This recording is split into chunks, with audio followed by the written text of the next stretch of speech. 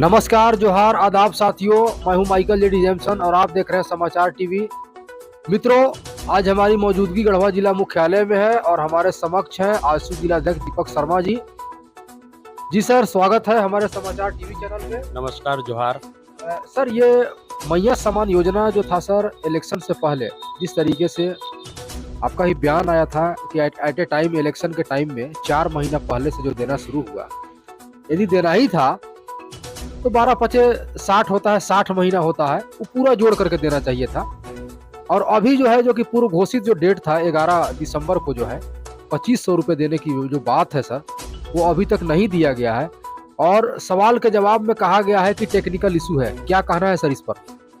देखिए, पहले भी हम लोगों ने इस विषय को लेकर के अपनी बातों को रखा है और जिस तरह से झारखंड की सरकार ने झारखंड के महिलाओं को दिग्भ्रमित कर करके, यानी यूँ कहा जाए कि इनको महिलाओं को जो है दिग्भ्रमित कर करके बहुत बड़ा बड़ा सपना दिखला कर करके 2500 रुपया, पहले 1000 दिए 3-4 महीने तक, अब दिसंबर से 2500 रुपया मिलेंगे।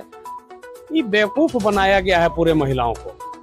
अब इनका सरकार का स्थिति ये है कि जितना 2500 रुपया का बजट अगर महिलाओं को मिलता है तो झारखंड का जो आर्थिक स्थिति जो है ना, बिल्कुल चरमरा सा जाएगा, वो कमजोर हो जाएगा। इसलिए ये धोखा पूर्व के चुनाव में भी इन्होंने कहा था, तो एक भी योजना इनका धरातल पर नहीं उतरा। अंतिम समय में ये वोट का जुगाड़ करने के चलते महिलाओं को दिग्भ्रमित कर करके 1-1000 रुपया मात्र 3 से 4 महीना के अंतराल तक महिलाओं को दिए। वो भी कुछ ही महिलाओं को मिला, कुछ लोगों को भी नहीं मिला। 2500 रुपया का जो इन्होंने फिर ये कैबिनेट का मंजूरी जो दिलाया, ये बिल्कुल जुमलेबाज की सरकार है और महिलाओं को लूटने खसोटने का काम किया है। ये आगे ये अभी 5 साल एक लंबा अवधि है, ये लंबा अवधि तक किसी को मिल नहीं पाएगा। अभी हमने देखा कि सरकार ने नोटिफिकेशन जारी कर दिया है डीसी को। अब महिलाओं के बीच में कसम कस वाली स्थिति है। जो महिला 4 महीना तक 4000 ले चुके हैं, उनसे सरकार अब रिकवरी भी करना चाहती है। तो ये दुर्भाग्य है इस राज्य के लिए। आप झूठ के बुनियाद पर आप तो वोट लेकर के सत्ता में आ गए, लेकिन जनता को क्या मिला? जनता को पिछले चुनाव में भी छलने का ये सरकार ने काम किया और इस बार भी सरकार ने छलने का काम किया है। लेकिन यहाँ की जनता, सब लोग जान रही है कि हमारे साथ धोखा हुआ है, खासकर महिलाओं के साथ। और एक अभी घटना जो यहाँ झारखंड में जो चल रहा है, जेपीएससी एग्जाम का जो सीजीएल एग्जाम का जो रिजल्ट जो आ रहा है, इसमें 1000 नहीं, मैंने 20 से 25 से 30 लाख रुपए तक उगाही करके नौकरी ये सरकार बेचने का काम कर रही है। तो यही इनका नियत और नीति रहा है। ये अगर पहले आप देखेंगे, झारखंड आंदोलन जब से शुरुआत हुआ, जब आजसू का आंदोलन जब चरम पर था, तो झारखंड आंदोलन को इनके पिताजी ने, जो शिबू सोरेन है, 3 करोड़ रुपया में वह व्यक्ति झारखंड आंदोलन को बेचने का काम किया और ये पूरा जग जाहिर है। इसके बाद देखिए दूसरा पीढ़ी भी क्या कर रहा है, सत्ता में आ तो गया झूठ और फरेब के बुनियाद पर, लेकिन राज्य के जनता को लूटने का काम किया। पिछले सरकार जब उनका था 2019 से 24 के अंतराल तक, पूरे राज्य के खनिज संपदा को लूटने का काम किया। गढ़वा में भी एक मिस्टेक विधायक थे, अब वो पूर्व हो गए। पूरे प्रमंडल का बालू लूट करके, खसोट कर करके, एकाध 1000 नहीं, 4000 करोड़ रुपये का गढ़वा से बालू का लूट हुआ। हमारे गढ़वा के विधायक सत्येंद्र नाथ तिवारी ने सदन में इस बात को उन्होंने कहा है और पूरे दमखम के साथ कहा है, सरकार को इस पर जांच करानी चाहिए। लेकिन ये सरकार जो गूंगी बहरी सरकार है, किसी विषय को नहीं सुनती है। आज छात्र की स्थिति देख लीजिए। हमने कहा कि 25-30 लाख रुपए में नौकरी बेचने का काम कर रहा है।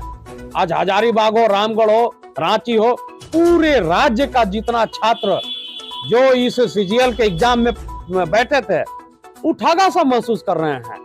रिजल्ट इतना विपरीत आया है। जो तेज तरार युवा थे जिन्होंने बहुत बेहतर ढंग से एग्जाम दिया, आज वो फेल हो गए हैं। और वैसे लोग जो कमजोर वर्ग के लोग थे वह परीक्षा का परिणाम देखेंगे कि उनके पक्ष में आ गया।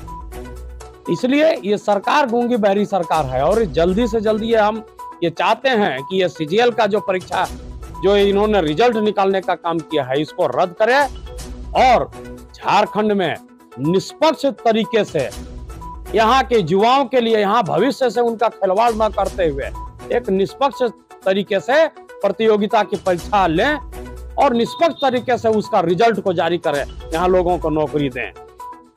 सुनने में आया है सर कि मंत्री के सुपुत्र और मंत्री के नौकर तक इस सीजीएल एग्जाम में अधिकारी बन गए हैं। यही तो विडंबना है।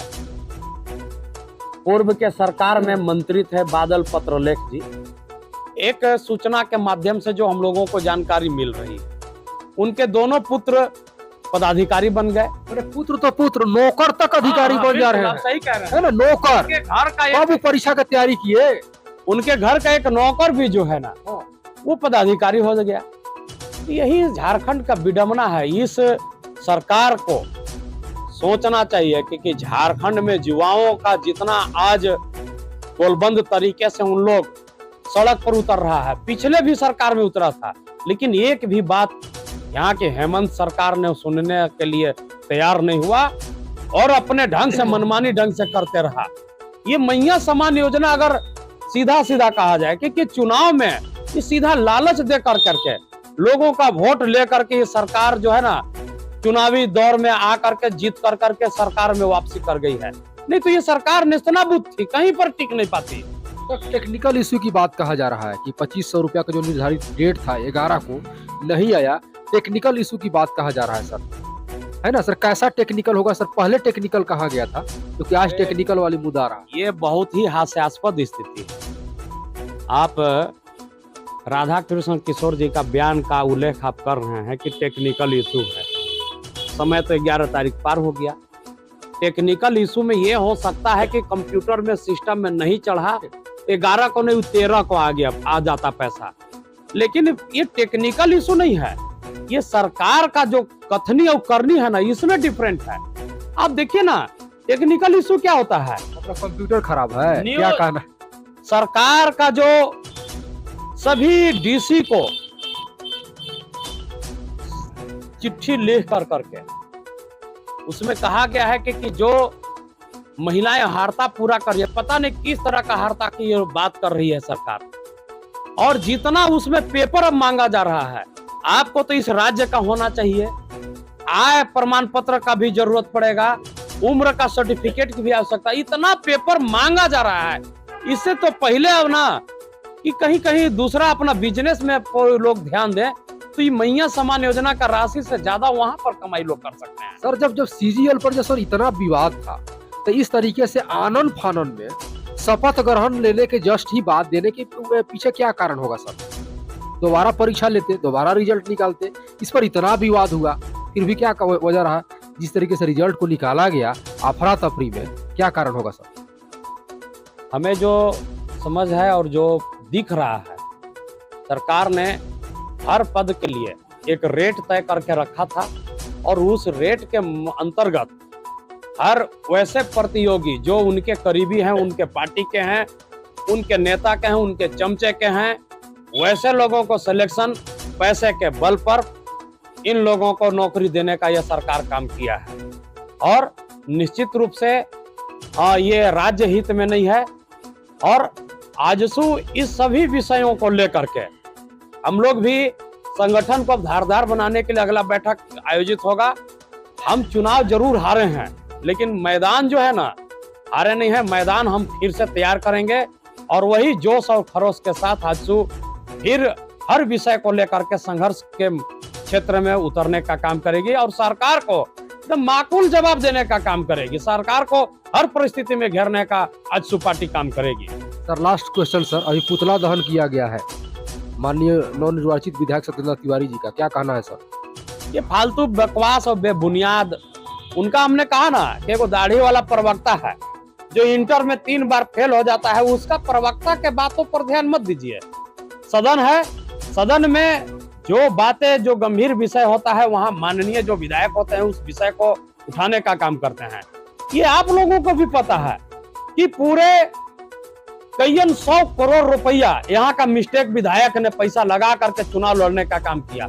हर आदमी का रेट था, वार्ड पार्षद का 2 लाख, मुखिया का 25 लाख, इतना तो तय था। वही तो वहां का माननीय विधायक को सदन में बोल दिए हैं कि जांच का विषय है। उन्होंने कहा कि जांच का विषय है, इस पर जांच होनी चाहिए। अरे सांच में आज क्या, आप पुतला दहन करने से क्या फर्क पड़ता है जी? आप बेवकूफाना हरकत बंद कीजिए।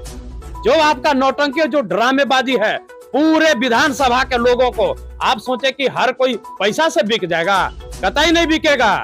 और तो और ये चुनाव तो इस बार हार गए, अगला मैं बता रहा हूं कि अगला 2 टर्म तक यहाँ मिथिलेश ठाकुर जी जीत का मुंह कभी देख नहीं पाएंगे। मैं ये चैलेंज करता हूं, चाहे जो भी परिस्थिति हो। इसलिए मैं कहता हूं कि पैसा से किसी को खरीदा नहीं जा सकता है। इसलिए आपको नेस्तनाबूद कर दिया यहाँ के जनता ने, और सही किया है। आपने पूरा गढ़वा विधानसभा को लूट का चारागाह बना दिया। बालू के नाम पर लूट दिए, जमीन का म्यूटेशन कराने के नाम पर लूट, एलपीसी के बनाने के नाम पर लूट, हॉस्पिटल में एक भी बुखार का दवाई तक नहीं मिल रहा है वहां पर लूट। अरे कहां कहां नहीं लूटा पूर्व मिस्टेक विधायक ने। मतलब कि लूट खंड बना दिया गया झारखंड को और हमेशा के लिए पूरे हो गए, है ना सर? शुक्रिया मित्रों, आप सबों को हम मिला रहे थे आजसू जिलाध्यक्ष दीपक कुमार शर्मा जी से, फायर ब्रांड लीडर के रूप में जाने जाते हैं। निश्चित तौर पर आगे भी इनसे आप सबों को मिलाते रहेंगे, बताते रहेंगे, रूबरू कराते रहेंगे। तब तक बने रहिए हमारे साथ।